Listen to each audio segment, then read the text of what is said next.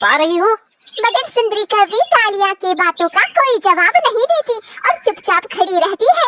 चुप रहने से कुछ नहीं मिलेगा सुंदरी, कुछ बताओ, कुछ बात करो। और उसकी बेटी जंगल के पक्षियों को संगीत सिखाया करते थे। सारे मामा सारे गा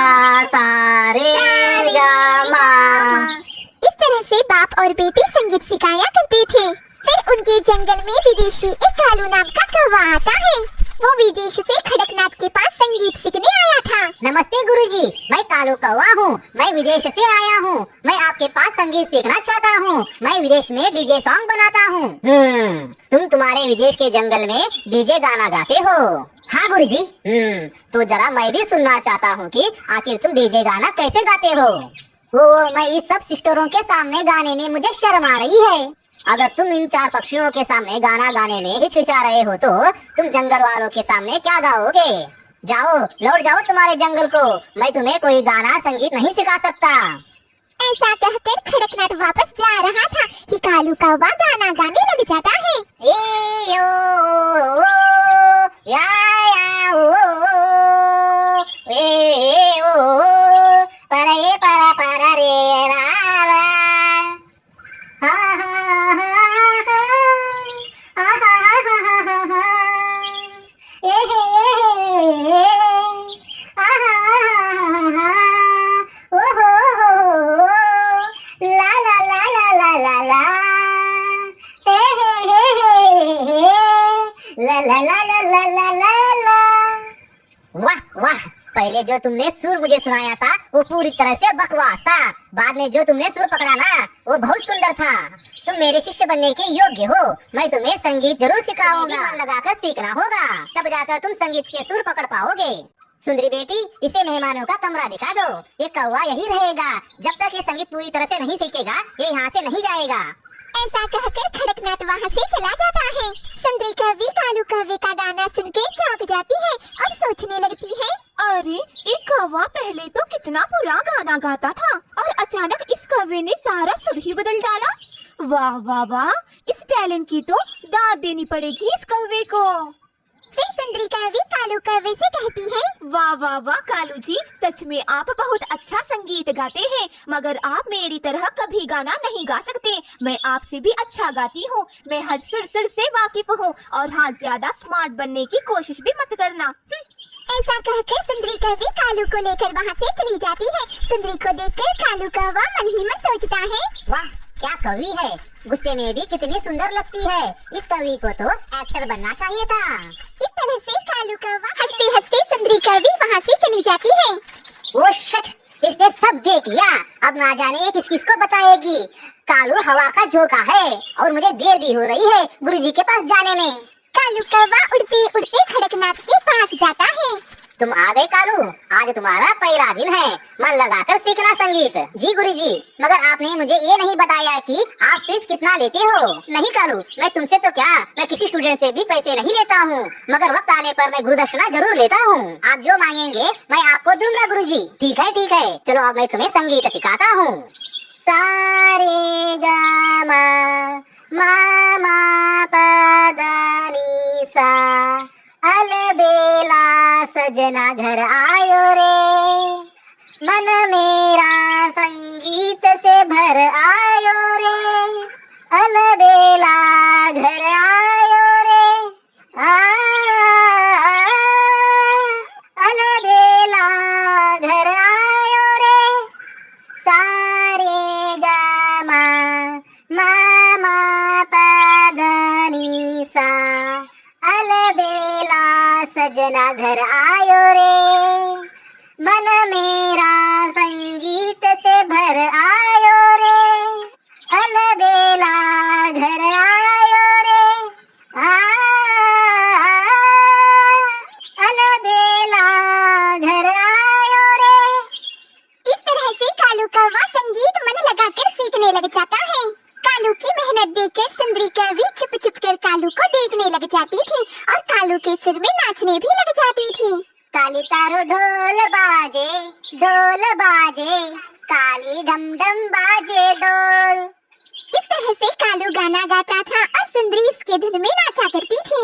फिर देखते ही देखते उन दोनों को एक दूसरे से प्यार हो जाता है। सुंदरी, हम इस तरह से कब तक चुप चुप कर मिला करेंगे? अगर तुम मेरा साथ दोगी तो मैं जाकर गुरुजी से बात करूंगा कि वो तुम्हारा हाथ मुझे दे दे, क्योंकि हम दोनों एक दूसरे से प्यार करते हैं। नहीं कालू, अभी सही समय नहीं आया है। मेरे पिताजी बहुत सख्त और पुराने ख्यालों के हैं।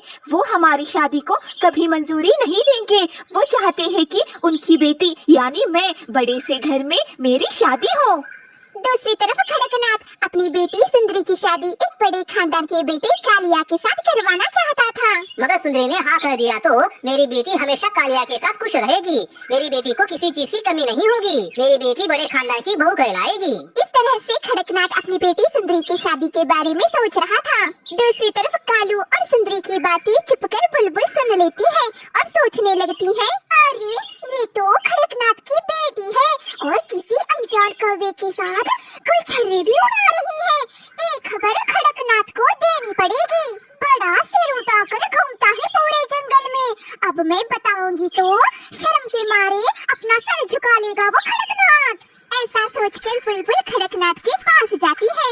खड़कनाथ, क्या तुम जानते हो अभी तुम्हारी बेटी कहाँ है और किसके साथ गुल खिला रही है? अगर पता चल गया तो तुम्हारा सर शर्म से झुक जाएगा। खामोश, खबरदार। जो सुंदरी के बारे में गलत कहा तो मेरी बेटी पर मुझे पूरा विश्वास है। मेरी बेटी उतनी ही पवित्र है जितना मेरा संगीत। अगर मेरी बेटी में कुछ भी खोट निकला तो समझ लो कि मैं आज से क्या अभी से किसी को भी संगीत नहीं सिखाऊंगा और गाना भी नहीं गाऊंगा। इतना ही विश्वास है सुंदरी पर तो बुलाओ उसे। अभी हो जाएगा दूध का दूध पानी का पानी। बुलाइए सुंदरी को। सुंदरी, सुंदरी, सुंदरी। वो घर पर होगी तो सुनेगी ना। वो तो अनजान कौवे के साथ गुलछर्रे उड़ा रही है। जाओ खड़कनाथ, जाकर घर के बाहर ढूंढो अपनी बेटी को। वो जरूर दिख जाएगी तुम्हें। खड़कनाथ बुलबुल की बातें सुनकर सुंदरी कौवे को ढूंढने निकल पड़ता है। फिर खड़कनाथ देखता है, सुंदरी, आज तुम्हारी वजह से मेरा सर शर्म से झुक गया है। और तुम कालू कौवे, आज से मैं तुम्हें संगीत नहीं सिखाऊंगा। तुम्हें क्या, मैं किसी को भी संगीत नहीं सिखाऊंगा। यहाँ से तुम चले जाओ। आप मेरी वजह से संगीत सिखाना क्यों छोड़ रहे हो गुरुजी? मगर पिताजी, मैं कालू से बहुत। सुंदरी, घर जाओ। तुम्हें मेरी बात समझ में नहीं आती? खड़कनाथ का गुस्सा देखकर सुंदरी कौवे चुपचाप वहाँ से चली जाती है। गुरुजी, मैं आपके पास आने ही वाला था सुंदरी का हाथ मांगने के लिए, क्योंकि मैं और सुंदरी बहुत प्यार करते हैं। कालू, मैंने जितना भी तुम्हें संगीत सिखाया है उसकी गुरुदक्षिणा मांगता हूँ मैं तुम्हें। जो मैंने तुम्हें संगीत सिखाया है ना, उसकी कसम खाकर कहो कालू, आज के बाद तुम सुंदरी से नहीं मिलोगे, ना कि उसके साथ रिश्ता रखोगे और सुंदरी को मिलने की कोशिश भी मत करना। यही है मेरी गुरुदक्षिणा। अब तुम जा सकते हो। गुरुजी, क्या मैं एक बार सुंदरी को देख सकता हूँ? ये हरगिज नहीं हो सकता कालू। तुम यहाँ से चले जाओ। सुंदरी, सुंदरी, कालू यहाँ से जा रहा है। तुम्हारे पिताजी ने गुरु दक्षिणा में उसे यहाँ से जाने को कह दिया है और ये भी कहा है कि वो तुमसे कभी मिलने की कोशिश ना करे। और तुम्हारे पिताजी ने कालू से ये वादा भी लिया है कि वो इस जंगल में कभी भी पैर ना रखे। जाओ सुंदरी, एक बार कालू को देख लो। सुंदरी कौवे उड़ते उड़ते कालू को देखने जाती है। कालू, कालू। रुक जाओ सुंदरी, गुरुजी ने मुझे गुरुदक्षिणा मांगा है, उसे मैं भूल नहीं सकता। ऐसा कहकर कालू कौवा बिना सुंदरी कौवे से बात किए वहाँ से चला जाता है।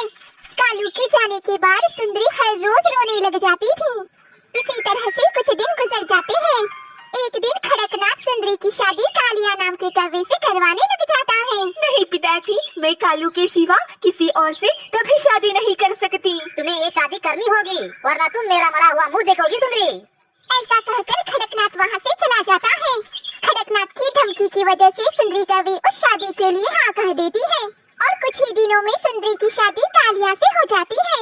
जब सुंदरी कालिया के घर जाती है, कालिया को सुंदरी के हाव भाव देखकर संदेह हो जाता है। फिर कालिया सुंदरी से पूछता है, सुंदरी, हमारी शादी होकर ये खत्ता हो गया है, मगर तुम्हें देखकर लगता है तुम मेरे साथ खुश नहीं हो। क्या कोई बात है जो तुम मुझसे छुपा रही हो? मगर सुंदरी कौवे कालिया के बातों का कोई जवाब नहीं देती और चुपचाप खड़ी रहती है। चुप रहने से कुछ नहीं मिलेगा सुंदरी, कुछ बताओ, कुछ बात करो। सुंदरी कालिया से कुछ नहीं कहती। सुंदरी को चुप देखकर कालिया को गुस्सा आ जाता है और वो वहाँ से चला जाता है। फिर उसी वक्त सुंदरी से मिलने तोती आती है। सुंदरी, तू कैसी है? तेरे पिताजी ने मुझे भेजा है ये देखने के लिए कि तू खुश है या नहीं। तेरे बिना वो घर सोना सोना लग रहा है। मैं उनके लिए तभी मर गई थी जब उन्होंने मुझे और कालू को दूर किया था। हम दोनों प्रेमियों को दूर किया था। मैं उन्हें कभी माफ नहीं करूंगी। इन दोनों की बातें कालिया सुन लेता है और सुंदरी के पास आता है। कालिया के आते ही तोती वहाँ से चली जाती है। तुमने मुझे धोखा दिया है। मैंने तुम्हें पहले ही पूछा था, मगर तुम खामोश थी और अब भी खामोश हो। तुम्हें इस घर में रहने का कोई अधिकार नहीं है। चली जाओ यहाँ से तुम, वरना। मेरी बात तो सुनिए, मैं आपको सच्चाई बताने ही वाली थी मगर मुझे मौका नहीं मिला। अभी सच्चाई मुझे मालूम हो गई है। मैं तुम्हें मेरी जिंदगी से आजाद करता हूँ। जाओ अपने प्रेमी के पास। मैं मजबूर हूँ कालिया जी, वो विदेश का है। मुझे पता नहीं वो कहाँ का है, क्या करता है।